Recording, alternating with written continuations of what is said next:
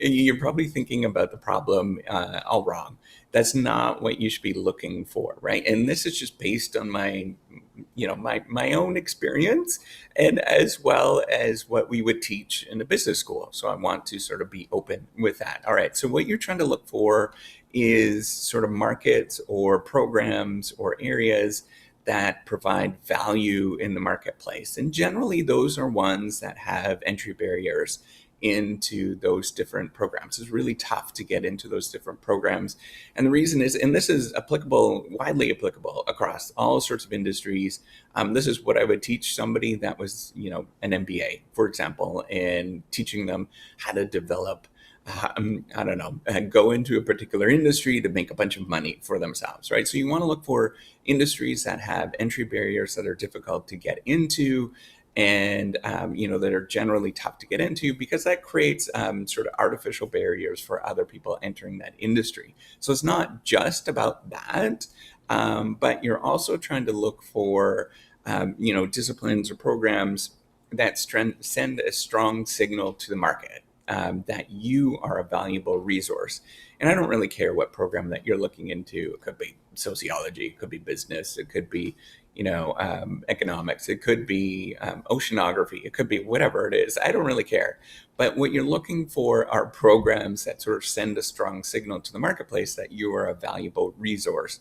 Now, not only you want to sort of send that signal to the marketplace, not only to to the university. So maybe you want to become a professor, whatever, or maybe you want to get that signal that you can send to industry as well. So that's what you're looking for, is where there is pretty large entry barriers in terms of it's difficult to get into, but also you're sending a signal that you are valuable somehow in the marketplace, right? And so the programs that don't have those entry barriers, wherever they are tend to be the ones that have a weaker signal. Right. And what you want to look for is areas that demonstrate that you have value in the marketplace, right? So they're probably going to be developing your skills in some sort of way.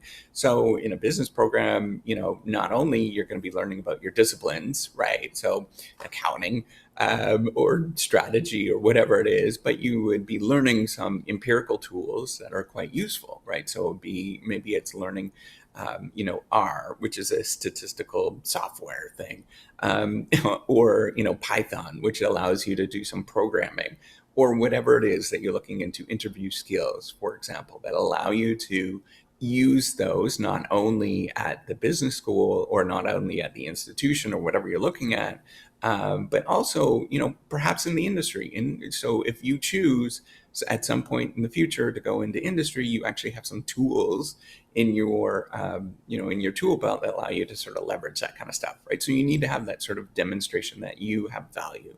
The other thing you need to demonstrate, and so the thing that you're actually doing and what you are about is very difficult to copy. That other people can't copy the same things that you're doing.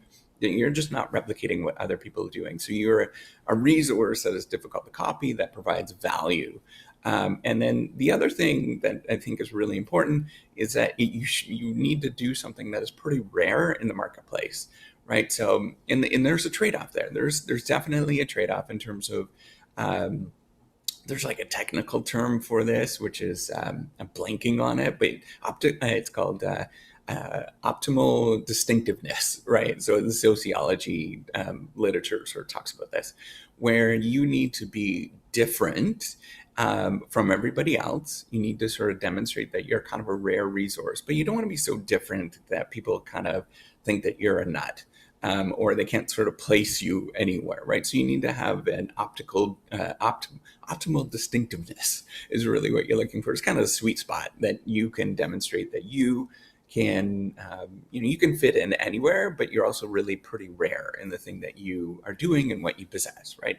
So this whole framework and this idea, I'm actually borrowing it from the resource-based view, which is something that you would learn in a business school in a strategy program. That's how we identify sometimes that whether there's opportunities that you can go to and actually have pretty good opportunities going forward. So these kind of things that have those that allow you to possess these sort of characteristics or these traits, right? That you're valuable, you're difficult to copy, you're a rare resource. There's another one, non-substitutable, but yeah. Um, so that just means that other things can't substitute for that particular resource. It's not necessarily all that important here, but basically you're looking for programs that have pretty high standards, that they have high entry barriers, whether it is the GRE or GMAT or whatever it is that you're going to be using, that they have pretty high entry barriers. But not only that, that the programs are, that they're going to invest in you as an individual, as a person. So, and those tend to be ones that are pretty well known, and they are developing, a very good culture at the institution. Those are not the ones that are generally, that you see in terms of that they're really easy to get into. It's because, and the reason is, it's pretty simple, right? If we're going to invest in you as professors, it takes a lot of time. It's really difficult to sort of make an investment in you and develop you as a human being, and as a professor. So they tend to be a little bit more hands-on with some of this stuff. And they tend to, they tend to, we tend to build sort of relationships with these kind of things, right? So those are the programs that you want to look for. The ones that are kind of like mass production kind of programs, those are the ones that you're probably going to be lost in. And you'll be coming back to these videos anyways, but you're going to be relying on a lot of these different videos on the YouTube channel, because you're not going to have that much support with that, right? So the programs that have a tremendous amount of support, whatever it is, of talking to people and helping you get through different things, those are the ones that tend to be pretty well known, because they just have a wonderful culture and they generate students that are doing wonderful things, whether it's in industry, or going into academia and doing the academic route, right? So that's generally what we're looking for, or what you should be looking for, is programs that just have a really good culture, that they're going to develop you as an individual and as a person, and that are generally tough to get into, right? You can, yeah, I'm sure you can name all the ones that are pretty famous, right, around the world. Those are the ones that generally will help you get into the things that you need to do, and you're going to excel at those particular programs. And then because it's a competitive market, and there's all these PhD students that are going into the marketplace, and they're looking for different positions in the PhD programs right in their first year, it becomes sort of competitive to compete against the other schools and institutions and programs and stuff like that. So that's what drives up the entry barriers, because there's demand for those different programs, right? So as the demand increases for the specific program, maybe it's at my institution, for example, as the demand increases for that particular program, then inevitably in a few years, you kind of have to increase the entry barriers, because it's just, you let's say you get 100 different applications, and then, you have to select on some things. So you end up sort of selecting on sort of higher standards, for example. And so then you're selecting, 5 students out of 100. And that's what's really driving the whole process. And that the reason is a market sort of sees, all you folks see that there actually are programs out there that are providing some sort of value.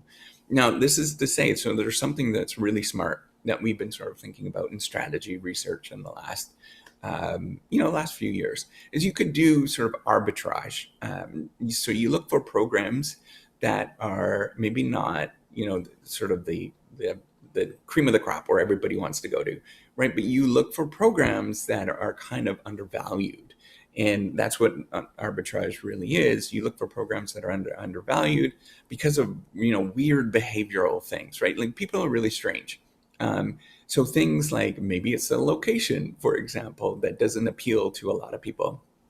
You can go to programs that are generally really good, because of a particular, and the reason is people might not go to that program, but because of the location. But it doesn't mean that the program itself, like the actual quality of the program, is not that good. It's just because of the location. So you want to looking for those kind of arbitrage opportunities that allow you to excel, right? If that's the sort of thing that you're looking for is the easier programs. You want to look for ones that are really rigorous, they're really tough to get into, but at the same time, ones that, that not a lot of people are, not sort of the masses are vying for those particular positions. And that's going to be the way that you actually perform arbitrage in sort of all different PhD programs around the world. So that's all I want to talk about in terms of easy doctoral programs is don't think about it as an easy process. It never is. It's always really tough. I don't care who you talk to and what program you talk to, they're always going to say it's tough. If they say it's easy, it probably wasn't worth the time that you spent. And what you should be doing is going to a program that is going to provide value. So go to a professional program, right? Go get an MBA. Go to a law program. Go get a nursing degree, whatever it is. Go do something that's actually going to provide value to you in the marketplace and demonstrable value to other people, that you actually provide value. And that's probably going to be a better career choice for you than actually going to an easy doctoral program. Because there's nothing worse, and this is what I'm trying to prevent, is for you to go into a program that seems easy and it's, oh, this is simple, right? You go into it, you actually do the thing, but then you don't get a job. That's the worst. Or you do a doctoral program that you just hate, right? Like it's easy, but then not only you don't get a job, but then you're doing something that you don't hate, or you don't really like. I mean, that's not what we want at all. That's not what I want. Maybe some people want that. It's not what I want. I want you to excel and to enjoy the things that you're actually going to do for the rest of your life.